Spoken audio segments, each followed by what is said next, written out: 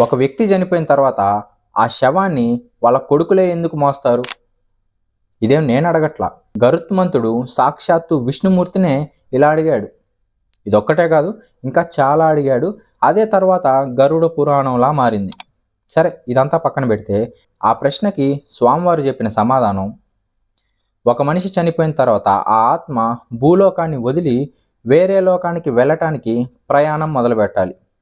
అది అలా ప్రయాణం మొదలు పెట్టాలంటే ఆ ఆత్మ కొన్ని విషయాల్లో తృప్తి చెందాలి. ఆ విషయాలే కొడుకులు చేసే దహన సంస్కారాదులు, పితృకర్మలు. ఎప్పుడైతే కొడుకులు ఈ దహన సంస్కారాదుల్ని, పితృకర్మల్ని సరిగ్గా పాటిస్తారో అప్పుడు ఆ ఆత్మ తృప్తి చెంది భూలోకాన్ని వదిలి వేరే లోకాలకు వెళ్తుంది. ఒకవేళ అలా చెయ్యకపోతే ఆత్మ ఇక్కడిక్కడే తిరిగి ప్రేతం అయ్యే అవకాశం ఉంది.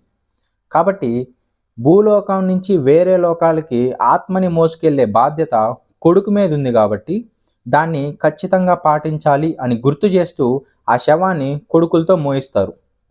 ఇది గరుడ పురాణం చెప్పేది. అర్థమైందని అనుకుంటున్నాను. ఇలాంటి ధార్మిక కంటెంట్ కోసం సబ్స్క్రైబ్ కొట్టండి. తెలుగు సనాతని గాయ్. నమఃశంకరాయ.